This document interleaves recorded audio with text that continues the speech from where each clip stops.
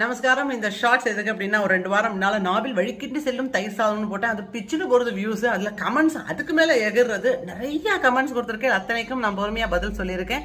சிலது ரிப்பீட்டடாக வருது, இன்னும் அந்த ஷார்ட்ஸ் ஓடிட்டே இருக்கு அப்படிங்கிறதுனால அதனால் அந்த ரிப்பீட்டட் கமெண்ட்ஸுக்கு பதில் சொல்கிறதுக்காக தான் இங்கே வந்திருக்கேன். ஃபர்ஸ்ட் வந்து என்னோட சால்ட் ஏன் அது பிங்க் கலரில் இருக்குது அப்படின்னா, அது pink salt, Himalayan pink salt, அதனால் அது பிங்க் கலரில் இருக்குது. ரெண்டாவது வந்து காஞ்ச மிளகாயை போட்டிருக்கலாமே அப்படின்னா, அது நெய்வேத்திய பதார்த்தம் அப்படிங்கிறதுனால காஞ்ச மிளகாய் நான் யூஸ் பண்ண மாட்டேன். போடுறவங்க போடலாம், சூப்பராக இருக்கும். மூணாவது இஞ்சி ஏன் போடல, அது பெரிய குத்தமாக போச்சு.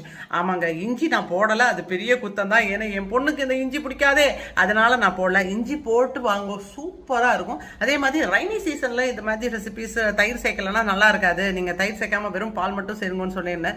அதில் 2 வெரைட்டி இருக்குது. நீங்கள் 3-4 மணி நேரத்துக்குள்ளே சாப்பிட்றேன் அப்படின்னா தாராளமாக தயிர் சேர்க்கலாம். தயிர் சேர்த்து பேசிக்கலாம். அந்த 3-4 மணி நேரத்துக்குள்ளே சாப்பிடும்போது ரொம்ப ஜோராக இருக்கும்.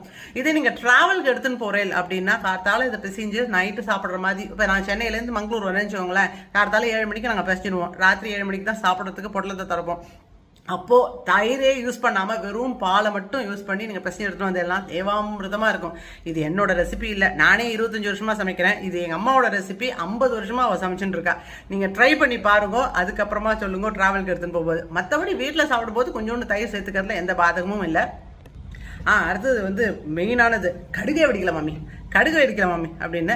அதாவது இந்த வீடியோ வந்து 3 நிமிஷத்துக்கான வீடியோ. அதில் நாங்கள் உங்களுக்கு இன்க்ரீடியன்ட் சொல்லணும், உங்களை அட்ராக்ட் பண்ணுற மாதிரி பேசணும். அரிசியை களையிறதுலேருந்து இத்தனை டம்ளர் தண்ணி உப்பு போடணும், பிசையணும், இவ்வளோ குழைவாக பிசையணும். அதுக்கப்புறம் தட்கா, அதாவது தாளிப்புக்கான இன்க்ரீடியன்ட்ஸ் என்னன்னு சொல்லணும். ஸோ அது ஒரு 10 இன்க்ரீடியன்ட்ஸ் இருக்கும். அத்தனையும் செய்முறைகளையும் உங்களுக்கு தெளிவாக எடுத்து சொல்லணும்.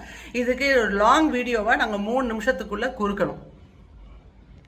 ஸோ எப்பயுமே ஒரு இன்க்ரீடியன்ட் போட்டு அதுக்கப்புறமா அடுத்த இன்க்ரீடியன்ட் போடுறதுக்குள்ளே நாங்கள் வீடியோவை பாஸ் பண்ணிப்போம். இல்லை அதை எடிட் பண்ணுறதுல சுருக்கிப்போம், இல்லை ஃபாஸ்ட் ஃபார்வர்ட் பண்ணுவோம். இந்த மாதிரியான சில சூட்சமங்கள் பண்ணுவோம். அதனால நான் கடுகு போட்டு ஒரு 2 நிமிஷம் கழிச்சு தான் பச்சை மிளகாவே போட்டிருப்பேன். அது வந்து உங்கள்கிட்ட அந்த 2 நிமிஷமும் காமிச்சுட்டே இருந்தேன் அப்படின்னா அது முடியாது இல்லையா. எனக்கு 3 நிமிஷத்துக்குள்ளே ஃபுல் ரெசிபியும் உங்களுக்கு சொல்லணுமே.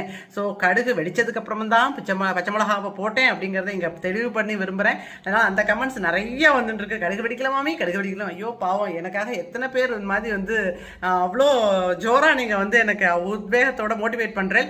கடுகு வெடிச்செடுத்து தயிர் சாதம் ரொம்ப நல்லா இருந்ததுனால தான் அந்த ரெசிபியை நான் வெளியிலேயே விட்டேன். ட்ரை பண்ணி பாருங்க. இதே மாதிரி கண்டினியூஸாக எனக்கு சப்போர்ட் பண்ணிகிட்டே இருங்கோ. Thank you very much. பாய்.